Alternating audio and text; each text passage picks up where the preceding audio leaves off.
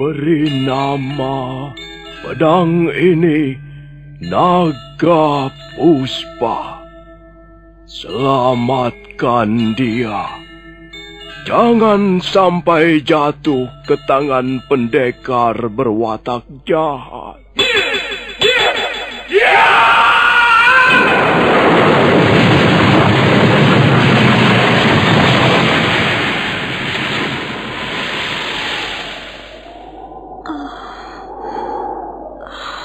Kakang Kamandanu, kau masih juga tidak percaya bahwa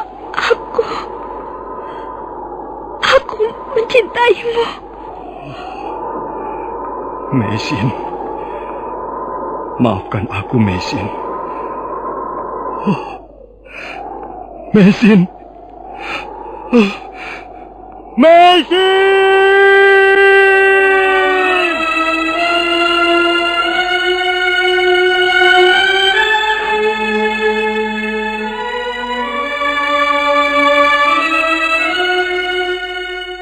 Tutur Tinular.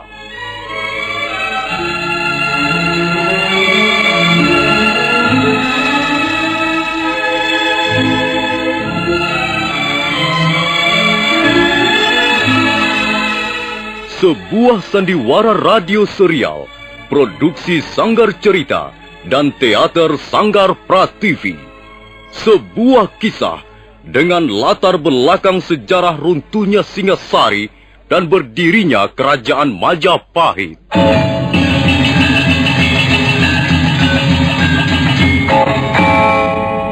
Sandiwara ini didukung oleh pemain-pemain radio yang sudah ternama. Ferry Fadli, Ivone Rose, dan Eli Ermawati.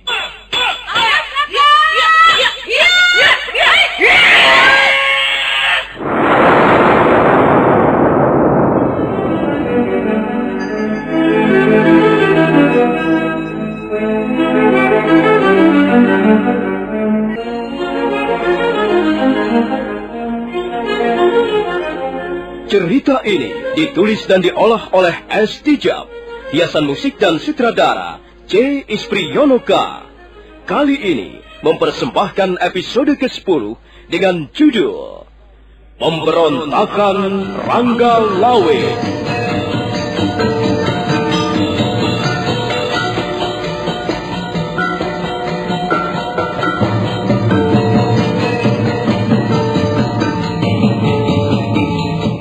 Dalam seri ke-297 ini didukung oleh para pemain Mas Sono sebagai Arya Wiraraja, Rusli sebagai Rangga Lawe, Bang Kumis sebagai Ratosan, Mas Dewa sebagai Gagarangan, dan Asdi Suhastra pembawa cerita.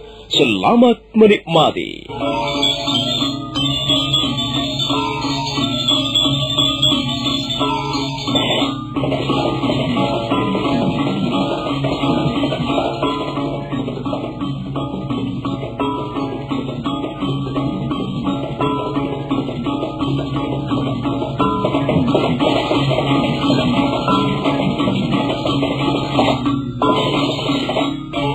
Arya Wiraraja sangat sedih melihat Rangga Lawe yang sepertinya sudah tidak mau lagi merubah pendiriannya. Tidak kurang-kurangnya dia memberikan nasihat kepada Rangga Lawe, tapi Rangga Lawe tetap berdiri dengan tegar di atas keyakinannya. Dia tidak mempermasalahkan lagi soal jabatan. Dia tidak peduli lagi siapa yang menjabat Rekrian Mapati. Demikianlah ayahanda.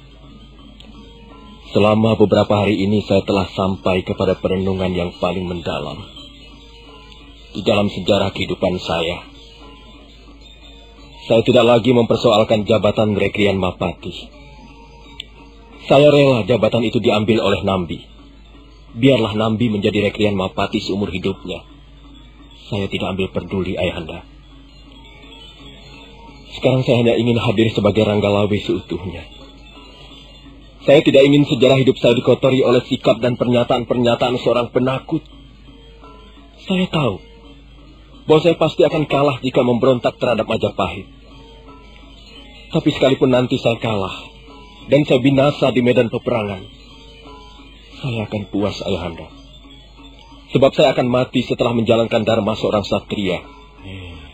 Ya. Baiklah, anakku Ronggolawe. Baiklah, Nger Ronggolawe. Kalau seseorang sudah berpikir sampai sejauh itu, maka tidak seorang pun akan mampu menghalang-halangi niatnya. Aku tahu, Nger.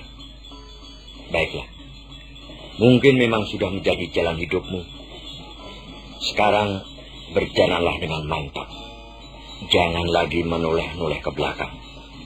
Berjalanlah dengan hati yang tegar dan perkasa. Karena sekarang ini kau sudah menemukan dirimu sendiri, Ronggolawe. Kau sudah menemukan rasa sejatimu. Nah, sekarang kerjakanlah apa yang hendak kau kerjakan. Terima kasih, Ayahanda. Saya mohon doa restu.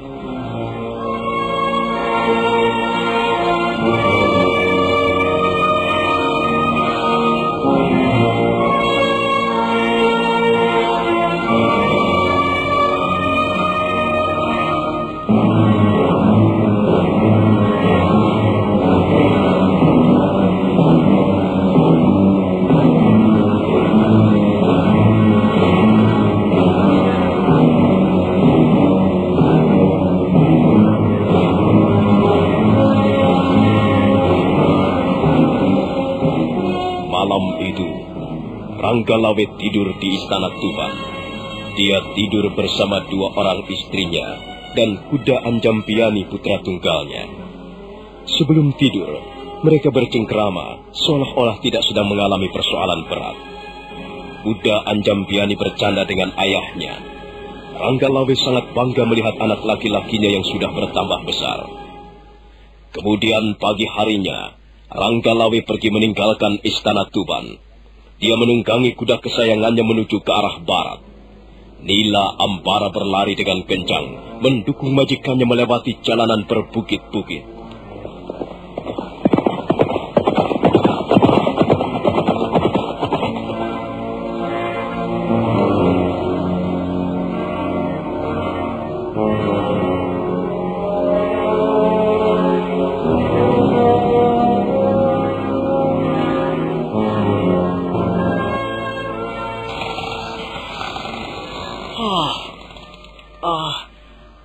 Apakah saya tidak salah lihat?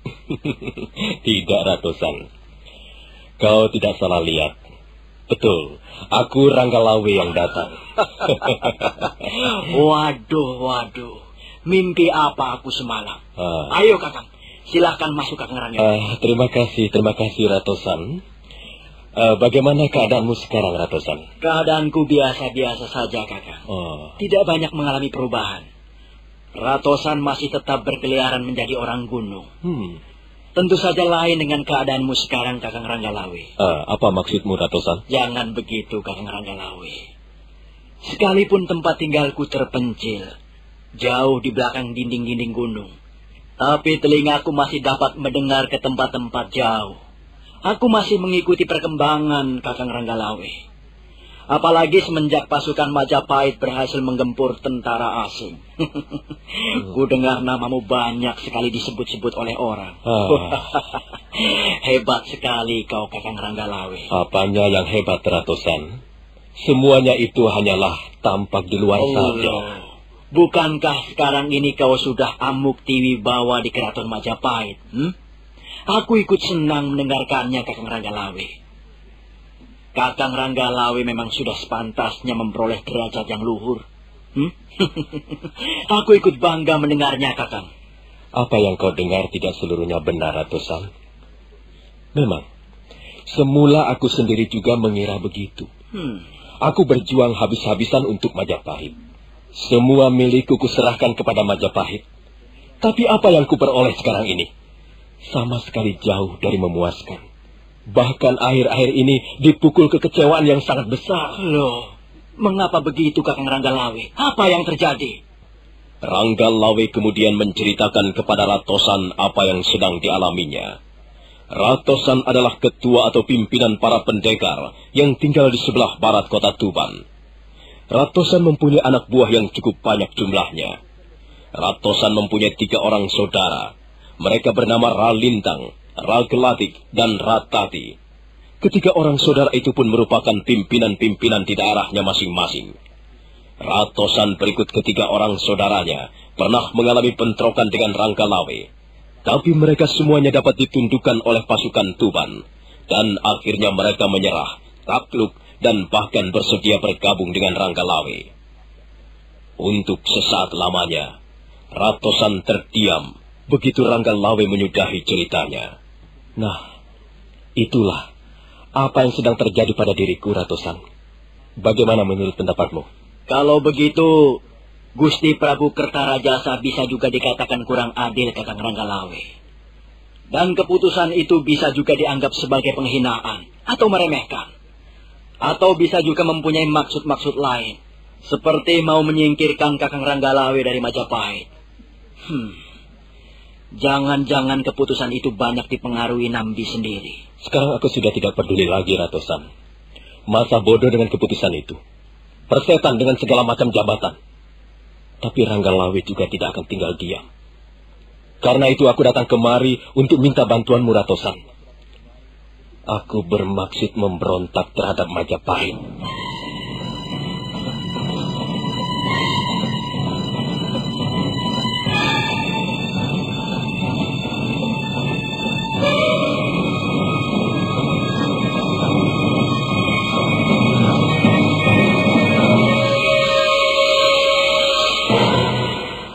Soal bantuan itu mudah, Kakang Ranggalawe. Tapi apakah kira-kira pasukan Tuban bisa menandingi kekuatan Majapahit? Nah, tentunya Kakang Ranggalawe sudah bisa mengukur kekuatan sendiri. Kalau misalnya kalian mau membantu aku, kukira Majapahit akan kerepotan menghadapi kita. Sekarang aku ingin tahu tentang saudara-saudaramu, Ratosan. Bagaimana dengan mereka? Tentang saudara-saudaraku itu juga mudah, Kakang Ranggalawe. Mereka sekarang tinggal tersebar di beberapa tempat. Ragelatik memimpin orang-orangnya di sebelah utara Bukit Suralaya. Ralintang tinggal di Bukit Abirawa bersama orang-orangnya. Dan Ratati, kabarnya sekarang pindah ke Bukit Barisade. Mereka bertiga semuanya mudah untuk dihubungi, Kakang Ranggalawe. Sekarang kau sendiri bagaimana, Ratosan? Apakah kau bersedia membantu aku? Dalam hal ini aku tidak memaksamu. Kalau memang kau keberatan, ya, tidak apa-apa. Biarlah aku yang menghadapi Majapahit sendiri. Tidak, Kakang Ranggalawe. Aku Ratosan tidak akan membiarkan Kakang menempuh bahaya sendiri saja. Kita sudah menjadi sahabat baik. Kita harus saling tolong-menolong. Dulu memang kita pernah bertarung sebagai musuh. Tapi sekarang kita justru menjalin persahabatan yang cukup akrab. Nah, karena itu aku tidak membiarkan Kakang Ranggalawe menghadapi Majapahit sendirian. Ratosan dengan seluruh apa yang dimilikinya akan kuserahkan kepada Tuban. Baiklah, terima kasih atas pernyataanmu, Ratosan. Sekarang ini kira-kira berapa jumlah orang-orangmu? Anak buahku cukup banyak, Kakang Ranggalawe. Tapi mereka harus dikumpulkan terlebih dahulu. Kalau semuanya sudah terkumpul, kukira jumlahnya lebih dari 500 orang. Lalu bagaimana dengan anak buah saudara-saudaramu? Kalau semuanya terkumpul, kira-kira berapa orang jumlahnya? Aku tidak tahu persisnya, Kakang Ranggalawe. Tapi kalau misalnya anak buahku digabung menjadi satu dengan anak buah Ralintang, Ragelatik, dan Ratati, kukira jumlahnya tidak kurang dari 2.000 orang, Kakang. Kalau begitu cukup besar juga. Baiklah, dalam 2 hari ini kau kuberi waktu untuk mengerahkan anak buahmu, Ratosan. Aku akan menunggu di depan istana Tuban. Baik, Kakang Ranggalawe. Sekarang juga aku akan menemui 3 orang saudaraku. Mereka juga harus mengadakan persiapan sebelum berangkat ke istana Tuban.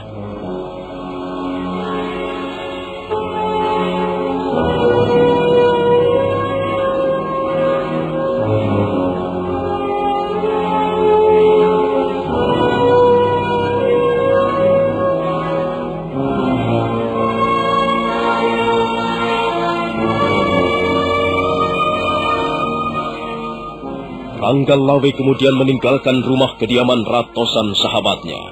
Dia terus berkuda menuruni lereng bukit, tapi dia tidak ingin segera kembali ke Tuban.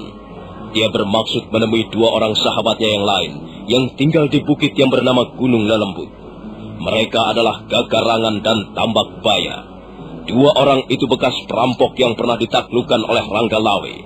Dan Ranggalawe mengampuni mereka, kemudian menjadikannya sahabat.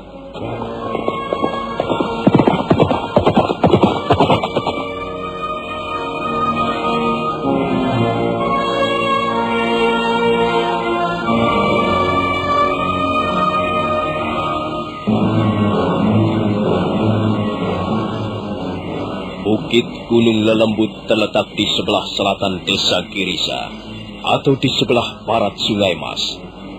Bukit itu memang cukup tinggi, karenanya juga disebut sebagai gunung. Suasana di kaki bukit tampak lengang dan menyeramkan. Rumah-rumah penduduk masih sangat jarang. Pohon-pohon liar yang besar tumbuh di sana-sini, dan suasana bertambah menyeramkan oleh kabut tipis yang menyelimuti hampir seluruh permukaan bukit. Ranggalawe menghentikan kudanya di pinggang bukit.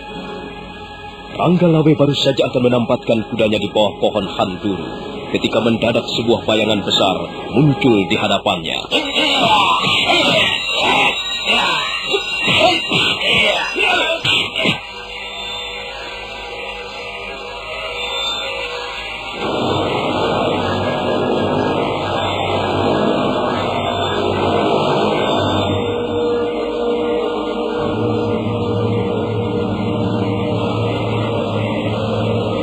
Keparat, setan awas, kurang ajar. Rupanya aku baru saja diserang oleh jin yang tidak tahu tata krama. Iya, benar. Aku memang jin penunggu gunung lelembut ini. Hah? Mau kemana kau? Mau mencari mati sehingga kau berani datang kemari? Minggat kau jin keparat. Jangan menghadang langkah-langkahku. Berdebah. Besar juga nyalimu. Tapi justru kau punya nyali yang besar. Maka di tempat ini kau akan menemui malapetaka.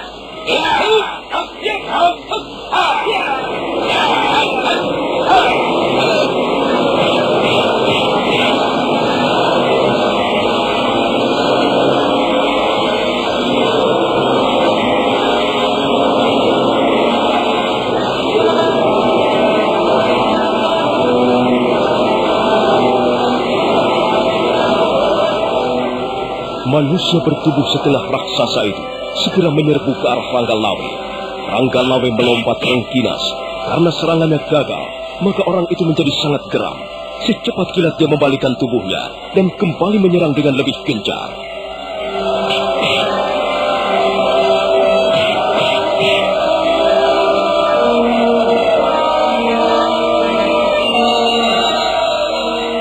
Bagus sekali. Rupanya kau memiliki adik kembar. Kalau kau masih juga belum puas, aku akan memberimu kesempatan lebih banyak. Ayo, pilihlah sesukamu. Perut, dada, kepala atau punggung. Pilihlah sesukamu. Aku tidak akan mengelak. Bangsat, sombong kau. Rasakan pukulanku ini.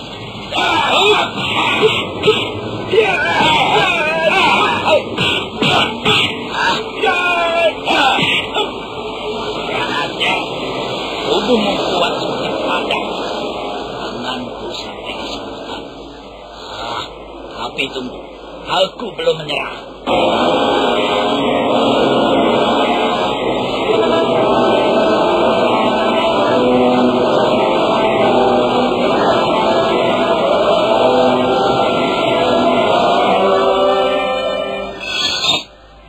Nah, sekarang aku ingin mencoba. Sampai sejauh mana aji kebangmu? Kalau kedua belah tanganku tidak mempan, itu bukan berarti tubuhmu sudah keras seperti tembaga. Kau tidak perlu khawatir. Aku tidak akan lari. Aku sudah datang jauh-jauh ke puncak bukit ini. Dan aku harus memperoleh apa yang kuinginkan. Ayo, iblis jahanam. Tunjukkanlah kehebatan ilmu pedangmu. Pilih mana tubuhku yang kau anggap lunak. Setan belang. Pedangku juga tidak mempan. Aku tidak percaya.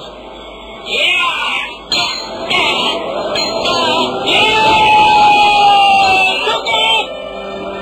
Sekarang berhentilah kau menjadi iblis penunggu gunung lelembut ini. Rupanya kau belum mengenal siapa orang yang sekarang sedang berhadapan denganmu. Selesai berkata, Ranggalawe secepat kilat menarik kerisnya. Dan keris Megalamat sekarang sudah terhunus di tangan kanannya.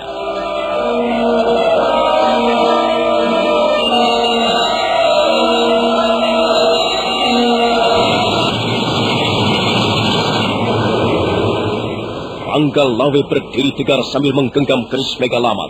Tiba-tiba orang tinggi besar yang berdiri di hadapannya mundur beberapa langkah.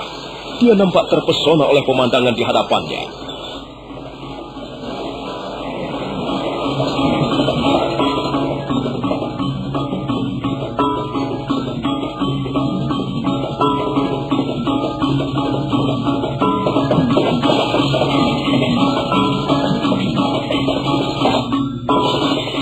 Nah, bagaimanakah kisah selanjutnya? Siapakah orang yang bertubuh tinggi besar itu? Dan apa yang akan dilakukan Ranggalawe terhadap orang